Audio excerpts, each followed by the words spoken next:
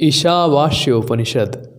यह ईशावास्य उपनिषद शुक्ल यजुर्वेद संहिता का 40वां अध्याय है। मंत्र भाग का अंश होने से इसका विशेष महत्व है। इसको सबसे पहला उपनिषद माना गया है। शुक्ल यजुर्वेद में कर्म कांड का निरूपण हुआ है।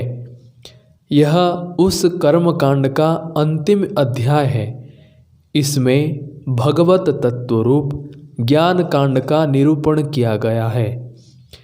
इस उपनिषद के सर्वप्रथम मंत्र में ईशावास्यम यह वाक्य आने से इस उपनिषद का नाम ईशावास्य उपनिषद माना गया है। शांति पाठ। ओम पूर्णमदः पूर्णमिदं पूर्णात् पूर्णमुदच्यते पूर्णस्य पूर्णमादाय पूर्णमेवावशिष्यते। ओम ईशावास्यमिदं सर्वं यत्किंच जगत्यां जगत् तेन त्यक्तेन भुञ्जीथा मा गृधः कस्य स्वेद्धनम्। भावार्थ। इस जगत में जो जगत है वह ईश्वर द्वारा बसा हुआ है, इसलिए त्याग पूर्वक भोग करो। किसी दूसरे के धन की आकांक्षा मत करो। व्याख्या। जगत का अर्थ है गति वाली, जगत का अर्थ है गतिमान। संसार का सभी कुछ गतिमान है। सूर्य, पृथ्वी, चंद्र, तारे में गति है। इसके एक एक अणु में गति है। तो क्या गति यूं ही हो रही है? नहीं, इस गति का कोई देने वाला है। कोई ईश्वर अवश्य है, कोई स्वामी अवश्य है। वह स्वामी कहीं अलग बैठा हुआ गति नहीं दे रहा है। वह गति करने वाले एक एक अणु में बसा हुआ है। जब वह एक एक अणु में बसा हुआ है और ईश्वर स्वामी की हैसियत से बसा हुआ है, तब तो यह सब उसी का ही है। हमारा क्या है? हमारा कुछ भी नहीं है। मनुष्य अगर यह धारणा कर ले कि विश्व का स्वामी वही है, तो संसार का उपभोग वह किस बुद्धि से करेगा? वह यही तो समझेगा कि मैं उसका दिया हुआ खाता हूँ, उसी का दिया हुआ पीता हूँ, उसका दिया हुआ काम में लाता हूँ। वह संसार के पदार्थों का भोग करेगा, परंतु यह समझ कर करेगा कि यह सब उसी का है, मेरा कुछ भी नहीं है। वह भोग करेगा, परंतु त्याग बुद्धि से भोग करेगा। वह काम करेगा, परंतु निसंग निष्काम भाव से काम करेगा। संसार की सब वस्तुएं उसी की है, अतः उसकी वस्तु को अपना समझना तो चोरी के समान है। जो अपने पास है, जब उसे भी अपना समझना चोरी है, तो जो दूसरे के पास है उसे अपनाने का प्रयत्न करना तो उसकी दृष्टि में दोहरी चोरी है। जो यह समझ लेता है कि संसार गतिमान है, गति कभी गति देने वाले के बिना आ नहीं सकती। गति अणु अणु के भीतर है, अतः गति देने वाला भी अणु अणु में बसा हुआ है। वही इस सब का स्वामी है। फिर वह संसार में निर्लेप, निसंग, त्याग पूर्वक भोग के अतिरिक्त किसी दूसरे दृष्टिकोण को अपने सम्मुख रख ही नहीं सकता। कुर्वन्नेवेह कर्माणि जिजीविषे सतं शमः एवं त्वयि नान्यथेतो अस्ति न कर्म लिप्यते नरे। भावार्थ। सब उसी का है। इसका यह अभिप्राय नहीं कि सब काम छोड़कर मनुष्य हाथ पर हाथ धर बैठ जाए। मनुष्य कर्म करे, परंतु निष्काम भाव से कर्म करे और कर्म करते हुए ही इस संसार में 100 वर्ष जीने की इच्छा करे। इस प्रकार मनुष्य में कर्म का लेप नहीं होता। इसके बिना कोई दूसरा रास्ता नहीं है। व्याख्या। कर्म करेंगे तो कर्म का लेप अवश्य होगा। उपनिषदकार का कहना है कि जीवन का ऐसा भी मार्ग है कि हम कर्म भी करें और कर्म का लेप भी ना हो। कर्म के लेप से ही तो सुख दुख होते हैं। वह मार्ग क्या है?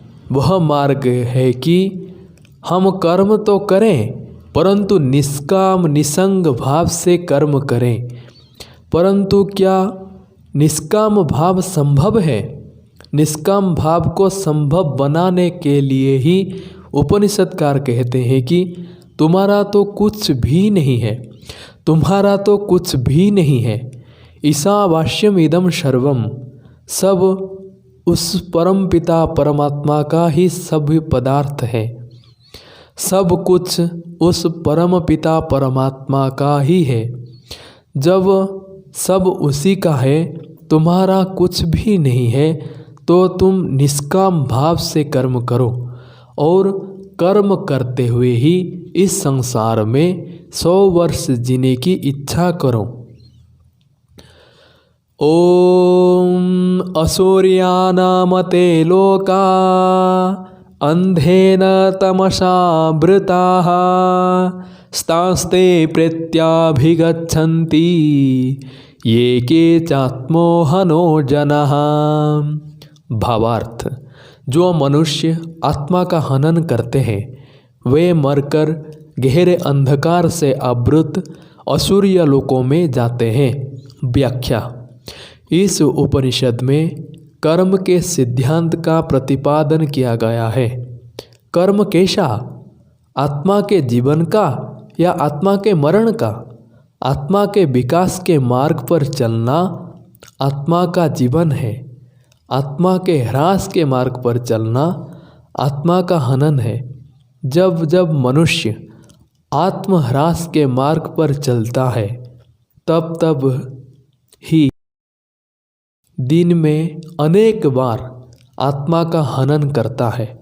आत्मा तो नित्य है, परंतु आत्मा का मरण कैसा? जब मनुष्य हिंसा, असत्य, स्तेय अर्थात चोरी करना, अब्रह्मचर्य अर्थात व्यभिचार करना, परिग्रह अर्थात दूसरों को मार काट कर दूसरों की संपत्ति को अपना बना लेना, सब कर्म करता है, तब आत्मा का हनन होता है। आत्म जीवन के मार्ग पर चलने से आत्मा में प्रकाश का, उत्साह का, आत्मस्फुरण का संचार होता है। आत्महनन के मार्ग पर चलने से आत्मा में अंधकार का, निरुत्साह का, आत्महीनता का संचार होता है। भोग की दृष्टि आत्मा के हनन की दृष्टि है। त्याग पूर्वक भोग, निसंगता, निष्कामता से कर्म करने की दृष्टि आत्मा के जीवन की दृष्टि है। ओम अनेजदेकं मनसो जवीयो नैनदेवा आप्नुवत् पूर्वमर्षात् तद्धावतो अन्यान्यतेति तिष्ठत्तस्मिन्नोपमातरिष्वा दधाति। भावार्थ। वह परमात्मा कंपन तक नहीं करता, परंतु मन से भी अधिक वेगवान है। इंद्रियां उसे प्राप्त नहीं कर सकती, परंतु वह इंद्रियों से भी पूर्व वर्तमान है। वह ठहरा हुआ ही अन्य दौड़ते हुओं को पीछे छोड़ देता है। उसी के कारण वायु जो स्वयं हल्की है अपने से भी भारी जल को उठा लेती है। ओम तदेजति तन्नेजति तद्दूरे तद्वन्तिके तद्वन्तरस्य सर्वस्य तदु सर्वस्य बाह्यतः। भावार्थ। वह चलता है, वह नहीं चलता, वह दूर है, वह निकट भी है, वह हम सब के अंतर में है, वही इस सब के बाहर से भी वर्तमान है। अगर वह कण कण में बसा है और संसार का कण कण गतिमान है तो उसकी गति कैसी है? उसकी गति के विषय में उपनिषदकार कहते हैं कि कहने को तो वह हिलता तक नहीं, परंतु मन की गति से भी वह तीव्र गति वाला है।